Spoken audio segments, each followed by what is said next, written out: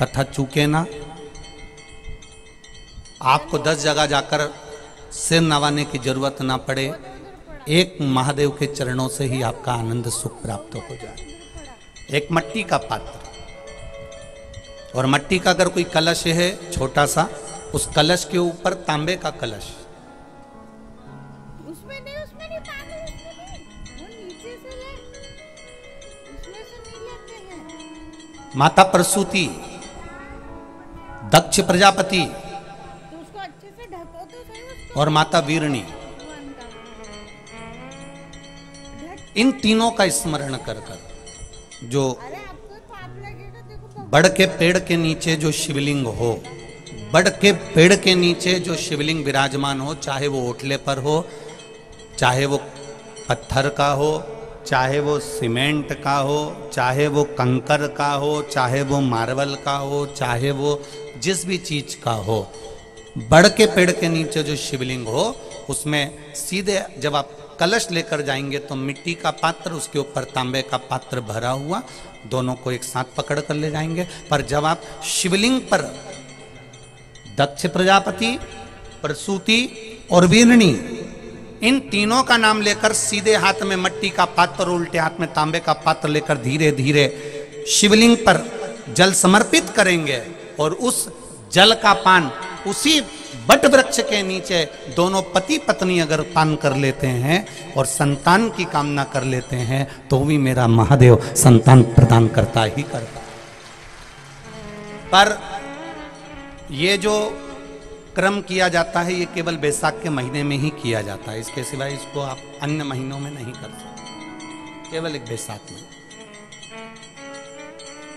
और हम तो कहेंगे बैसाख महीने की जब शिवरात्रि आए, या बैसाख महीने में अष्टमी तिथि आ जाए, या बैसाख महीने में सोमवार का दिन पड़ी जाए, तो प्रयास करना कि आप संतति के लिए, संतान के लिए आप ये प्रयोग कर सकें।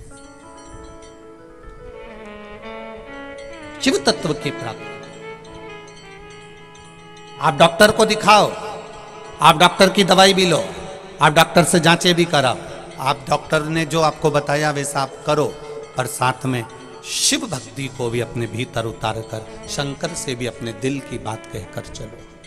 प्रजापति वीरण की पुत्री आसकनी, ये वही कन्या है, ये वही कन्या है जिस नारी का रजोधर्म से जुड़ा हुआ जो भी तकलीफ होती है, केवल हाथ में जल लेकर आसकनी का नाम लेकर भी वो पान कर लेती है, तो रजोधर्म से जुड़े हुए सारे दुख, कहते हैं कि गर्भ में, गर्भाशय में अगर गांठ भी पड़ गई है और डॉक्टर कह रहा है कि बच्चादानी में गांठ है, गर्भाशय में गांठ है और इसका ऑपरेशन होना जरूरी है, आसकनी दक्ष प्रजापति की पहली पत्नी का मात्र स्मरण कर कर अगर आचमन पानी का कर लिया जाए तो गांठ भी गर्भाशय की गलना प्रारंभ हो जाती है। ये वो नाम, ये वो शब्द है।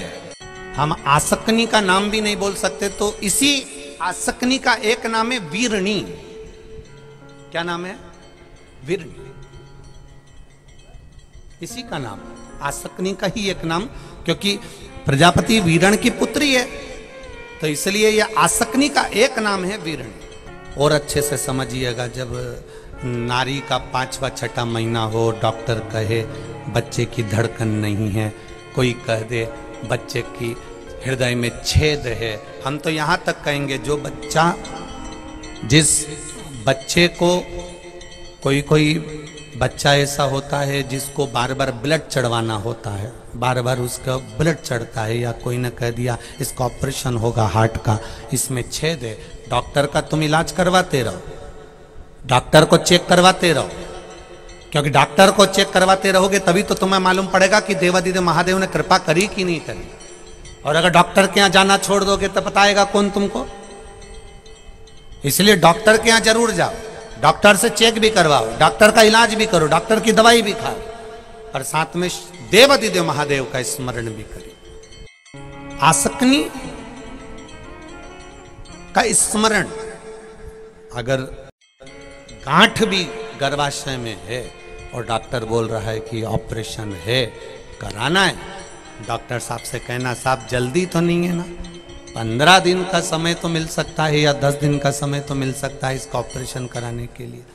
फिर आसकनी का नाम लेकर शिव जी के शिवलिंग पर जब हम बेलपत्र समर्पित करें तो ये डंडी का मुख जब हम शिव जी को चढ़ाते हैं तो इस डंडी का मुख हमेशा हम उधर रखते हैं। अब की बार आसकनी का नाम लेकर जब हम शंकर भगवान को बेलपत्र समर्पित करेंगे तो ये डंडी का मुख शिवलिंग पर अपनी ओर रखेंगे और उसी बेलपत्र को चढ़ाकर जल समर्पित कर कर आचमन कर कर उसी बेलपत्र को लाकर घर के द्वार को पूरा खोलकर घर के अंदर प्रवेश कर कर घर के बाहर स्मरण को शिव को याद करते हुए उस बेलपत्र को चबा चबा कर खाना प्रारंभ करिए। 10 दिन मांगिए आप कि 10 दिन के बाद मैं ऑपरेशन कराऊंगी, मना नहीं, पर एक बार मैं मेरे महादेव का नाम का स्मरण करना चाहती हूं, एक बार शिव तत्व को जान। क्या नाम है? जम के बोलो, नाम बोलो फिर से। आसकनी। जिस गौ माता को आपने घर में पाला है, जिस गौ माता को आपने घर में रखा है, जिस गौ माता की सेवा आप कर रहे हो, और मान लो उस गौ माता के संतान होने के बाद भी उसका दूध नहीं आता, तब भी आसकनी का स्मरण किया जाता है,